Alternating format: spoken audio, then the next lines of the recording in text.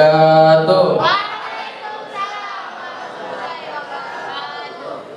Alhamdulillahilladzi kana bi ibadihi khabiran basira. Tabarakalladzi ja'ala fis samaa'i buruja wa ja'ala fiha siraja wa qamaran munira.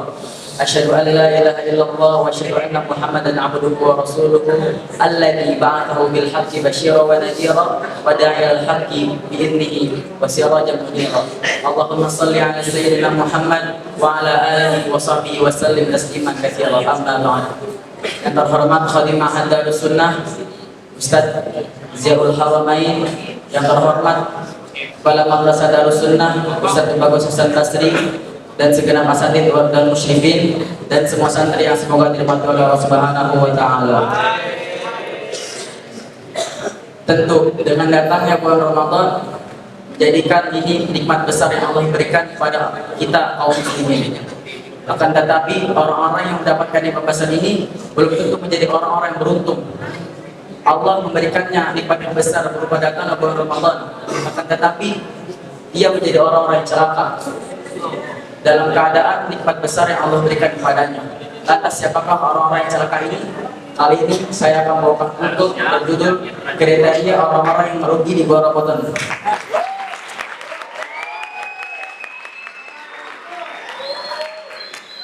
Yang pertama adalah orang-orang yang menganggap biasa bulan Ramadan. Mereka beraktivitas sebagaimana mereka melakukannya di luar bulan Ramadan. Tidak ada rasa antusiasme atau rasa ijtihad untuk beribadah giat lagi di bulan Ramadan. Mereka tidak menganggap penting ibadah bulan Ramadan.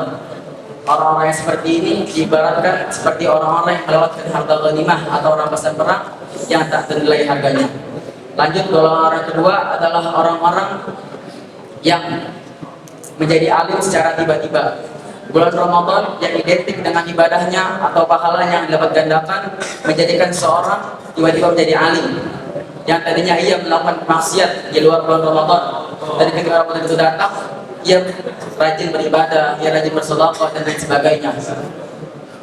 Seharusnya ini adalah hal yang bagus untuk kita semua. Akan tetapi ini juga jadi hal yang patut diwaspadai oleh kita semua. Sebagaimana yang dikatakan oleh Imam Ahmad, seburuk-buruknya kaum adalah orang-orang yang hanya mengenal Allah pada bulan Ramadan saja.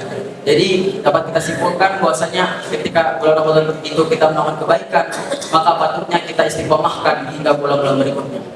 Lanjut, golongan orang yang ketiga adalah orang-orang yang sebatas menahan lapar dan dahaga saja.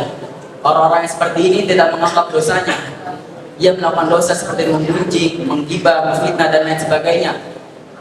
Dan ketika Ramadan itu datang, sifat buruk ini tidak berkurang sedikit pun. Dan ketika Ramadan itu usai, Ramadan itu tidak membawa pengaruh apapun bagi kehidupannya. Sebagaimana yang diriwayatkan oleh Abu Hurairah, Rasulullah SAW sabda, barang siapa yang tidak meninggalkan perkataan atau amalan dusta, maka sungguh Allah Subhanahu wa taala tidak butuh kepada makanan dan minumannya yang dia tinggalkan. Lanjutkan golongan 4. Orang keempat adalah orang-orang yang tidak memanfaatkan waktu pada bulan Ramadan. Banyak dari masyarakat kita ketika bulan Ramadan datang, mereka ingin untuk tidur seharian dan mereka ingin bangun ketika menjelang berbuka. Dan ketika malam harinya mereka bergadang dan tidak melakukan hal yang sia-sia. Sungguh inilah betapa meruginya orang-orang seperti ini. Seharusnya dengan datangnya Ramadan ini menjadikan momentum kita untuk menjadi pribadi yang lebih baik. Lanjut, golongan kelima adalah orang-orang yang tetap melakukan maksiat pada bulan Ramadan. Bulan Ramadan yang seharusnya kita menjadi insan yang lebih baik, yang dimana pintu taubat Allah bukan secara lebar, bukan justru kita melakukan maksiat, agar kelak ketika Ramadan itu kelar, agar kelak ketika Ramadan itu usai, kita dalam keadaan sudah diampuni dosa-dosanya oleh Allah Subhanahu wa taala. Sebagaimana yang diriwayatkan oleh Imam At-Tirmidzi, Rasulullah SAW bersabda, "Rifa'an fun rajulin dakhala alaihi Ramadan, thumma salakha qabla an yaghfir lahu." Celakalah bagi orang-orang yang berjumpa dalam bulan Ramadan, dan ketika Ramadan itu usai, ia dalam keadaan belum diampuni dosa-dosanya oleh Allah Subhanahu wa taala. Alhamdulillah. dari itu janganlah kita menjadi orang-orang yang seperti ini. Manfaatkanlah waktu demi waktu yang tersisa di bulan Ramadan. Janganlah kita lalai dalam setiap keadaan. Manfaatkanlah waktu untuk berbuat kebaikan lebih giat lagi dari bulan-bulan sebelumnya. Semoga Allah menjadikan kita sebagai orang-orang yang dapat memanfaatkan waktu demi waktu pada bulan Ramadan. Harapannya dari apa yang saya sampaikan dapat diambil hikmahnya. Seluruh perkataan saya pasti ada kesalahan. Wassalamualaikum warahmatullahi wabarakatuh.